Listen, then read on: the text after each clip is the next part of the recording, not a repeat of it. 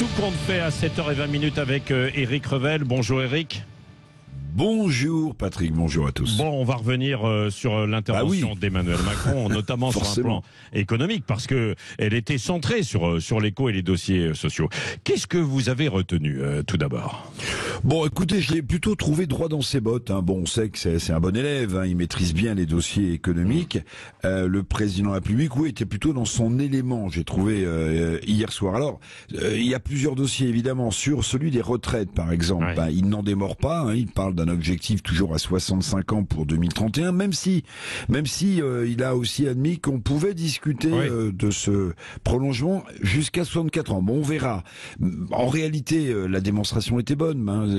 Quelles sont les autres solutions? C'est quoi? C'est baisser le niveau des pensions? Bon, peu de gens en veulent, évidemment. C'est augmenter les cotisations? Bon, ça soulève évidemment pas l'enthousiasme. Puis augmenter les cotisations, augmenter les impôts. Le président a eu beau jeu aussi de rappeler que le niveau des prélèvements fiscaux était au top. On est parmi les pires de l'OCDE. Mais bon, constater ça, pardon aussi, Patrick, c'est aussi son bilan après 5 ans de pouvoir. Oui, alors concrètement, les Français voient les prix des produits alimentaires exploser en ce moment. Plus 50% pour le poulet, par exemple, à venir. Que propose le chef de l'État? Des hausses de salaire ou pas?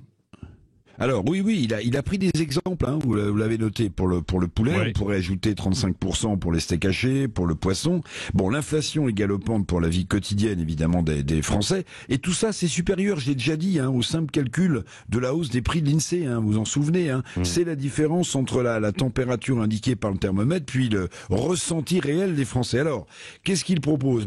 Il ne faut pas indexer, il l'a dit, il ne faut pas indexer les salaires sur l'inflation. Bon, c'est une analyse qui s'entend, parce que la hausse des salaires, il l'a développé, l'idée, ça alimente l'inflation, ça pousse les entreprises à la faillite et au licenciement, ça peut avoir un effet négatif d'ailleurs sur le pouvoir d'achat des Français, mais reste que les Français ont besoin de pouvoir d'achat. Alors, il a abordé la question du partage de la valeur dans les entreprises qu'ils peuvent, il faut plus de participation, plus d'intéressement, a dit le chef de l'État, mais on aurait pu aussi lui demander, Monsieur le Président, quelle PME, quelle TPE peut aujourd'hui se permettre, avec l'envolée du coût de l'énergie, peut se permettre de partager une valeur s'il n'y a pas de valeur dans l'entreprise et s'il n'y a pas de bénéfice. Vous voyez, pas de hausse de salaire, d'accord, mais s'il n'y a pas de hausse du pouvoir d'achat, les Français sont dans une situation compliquée. Alors justement, Éric Revel, à propos de la crise de l'énergie, les factures d'électricité, de gaz, qu'est-ce que propose le chef de l'État ? Alors, il n'y a pas eu beaucoup d'annonces. Il n'y a pas eu beaucoup d'annonces dans cet exercice, dans cet oral de premier de la classe. Il y en a eu une quand même, c'est le bouclier tarifaire énergétique qui serait prolongé pour les PME, enfin qui serait mis en place pour les PME, pour éviter que leurs factures ne dépassent les 15%. Ça, c'est une annonce pour les TPE et les PME. Un bouclier tarifaire mis en place par le gouvernement pour que la facture reste à une hausse raisonnable de 15% comme pour les ménages. Mais Patrick, qui dit subvention, qui dit bouclier tarifaire, évidemment, dit creusement, grèvement de la dette publique. Et qui paiera au bout du compte alors, justement ? Vous, moi, nos enfants, je vous rappelle le chiffre, 3 000 milliards d'euros de dette, les seuls agios, le service de la dette, ça représente 110 milliards d'euros, c'est-à-dire plus que la collecte totale de l'impôt sur le revenu en France.